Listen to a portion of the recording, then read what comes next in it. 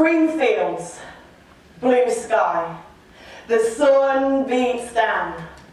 Itsy bitsy village on the wall of a tiny little town. Next door neighbours preach, the mothers push prams. As we walk up the road, she says, hold my hand. I say, I can't.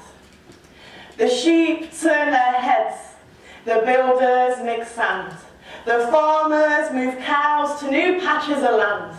The school bell rings as the church bell sounds. She says, hold my hand. I say, I can't go to war. Because they've taken me to the shore to hear the gunshots across the sea. And I know what they do to cure little girls like me. And I've seen the soldiers return blood-soaked from the march until May. To die outside if I leave, to die inside if I stay. So border up the news, and then shut the borders down, and we'll all stay safe in this quiet little town. So show me that smile and keep your voice down, and we'll all stay safe in this quiet little town.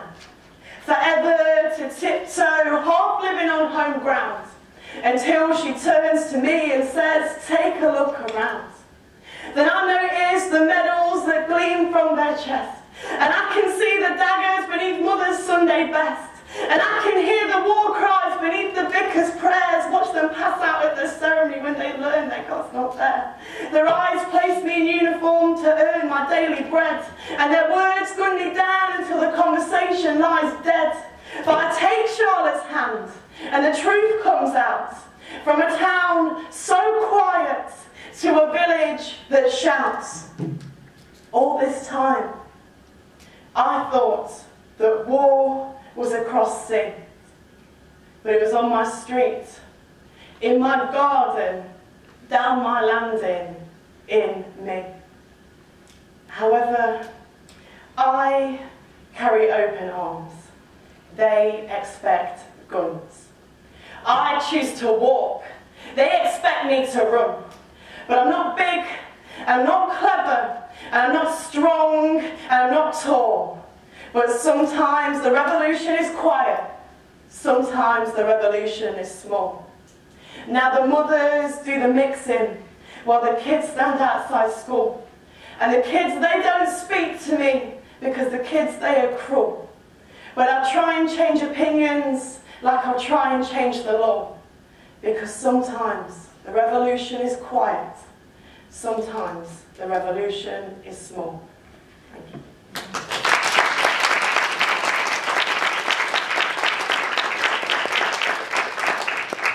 Hey, you'll be alright. My name's Sophie. I'm from Derby.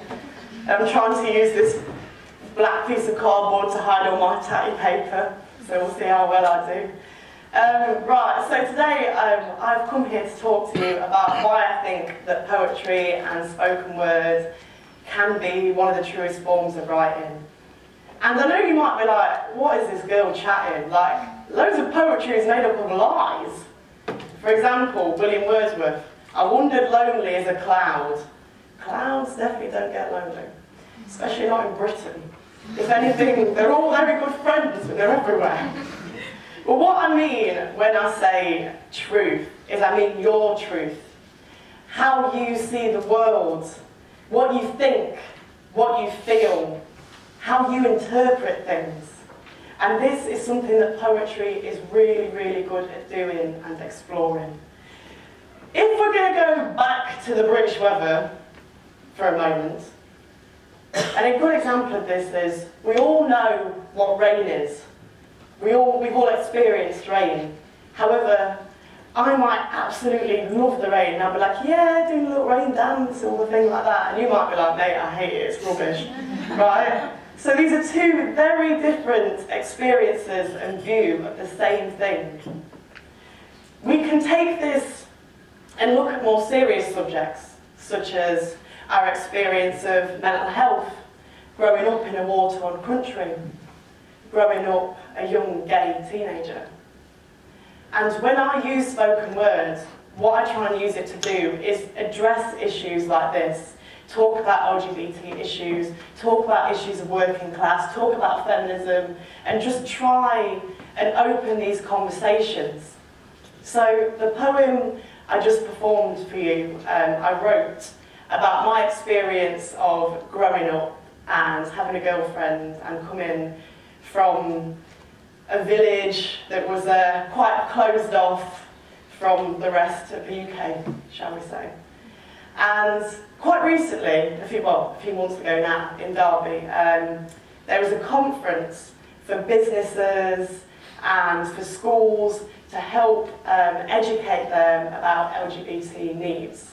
And they were like, oh, Sophie, we come and read some words. And I just thought, like, why do they want me to read words? Like, they've got NHS professionals there, they've got the local LGBT centre, they've got all the information that they need. What will poetry add to this situation? And the guy was like, no, you should come along because I think it will hit home with people and I think it'll give them an understanding. And I was like, all right then, okay, I'll do my thing. So I turned up and I read, and at the end of the conference, a woman came up to me and she says, oh, I'm a nurse at school, and she's like, your poem that you read about growing up in your village, it's made me realise that I want to spend more time with gay and transgender students when they come to me. She's like, because I understand how important issues of sexuality and issues of gender are. And that brings me on to why this is important, basically. So, in life, in the grand scheme of things, nothing is black and white. There's many greys of many different things. And poetry and spoken word is something that's really, really good at getting us to see all these different perspectives directly from the source. And it allows us to learn about different cultures, different religions, different sexualities, in an unedited and raw way, from person to person. So that lady, the nurse, she had no experience of growing up as a young bisexual woman. However, I was able to communicate to her loneliness, sadness, anger, all these things, just through having an unlimited amount of words and phrases to use, and just being able to give her, directly speak to her. So there's a lot of open mics about now. They're springing up all over the shop. It's really good. And a lot of spoken word nights that are springing up. And what's really good about them is that they are an equal platform for people to come and discuss and talk about things that they want to talk about. Whereas, I don't know, you might have less representation of certain people's in news, radio, media, that sort of thing. And it's just good because we're just getting a better understanding of one another. So there's a poet called Selena Godden, and she often says at the start of her talks, if a comedian, a journalist, and a poet had a fight, the poet would win. And people are like, what? Why? I don't understand. Like, the journalist might be like a powerhouse and bang the poet out. But the reason is why is because comedians have an expectation to be funny when they come on stage. Journalists have to report the facts. Well, they're meant to report the facts anyway. That can be debatable sometimes. But the poet can basically do what they want to do. They have no limitations. There is no right or wrong in poetry. And you can use it to give your perspective of the world. So, what's your truth? What would you say? What would you like to educate people about? I'd like to leave you with this one. Please mind the gap between the rich and the poor. Inches apart, but you'll know if you fall. Please mind the gulf. Watch the waves overhead. Once you're down there, you drown in singing excuses born and bred. The law is out of order. It hasn't worked for years. And he claims tax, and he claims land, and he claims he don't live here. The buildings are in disrepair. Every mind is closing down. Another every day in another anywhere town. Hey mate, you got 20p? I want change. Or time, or sleep, or just an excuse to board a train. And one says, I think you can do anything, but how can you get what I mean? When I dream, when I work, and I work in my dreams. So another day, another dollar, another paper, another pound.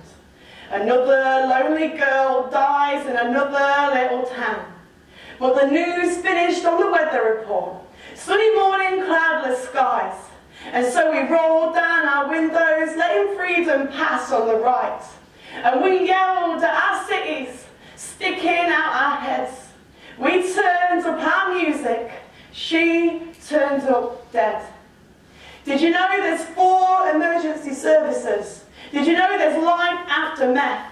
Did you know the home is not where the heart is when the body's under house arrest? Did you know this door has never been locked? Did you know this is not what it's all about? But I still hear the screams, get me out, get me out. Because when they say that you're nothing, it's hard to get somewhere. And when they call you careless, it's easy not to care. And when they say you're a waste of space, your body's given to the air. Your mind is a conveyor belt, your tits are your taxi fare. But you are more than just the weather report. Don't fear dark skies, however frightening. Because if you're born in a storm, then you are fork lightning. You're the 4th emergency service. Heal yourself, get gone.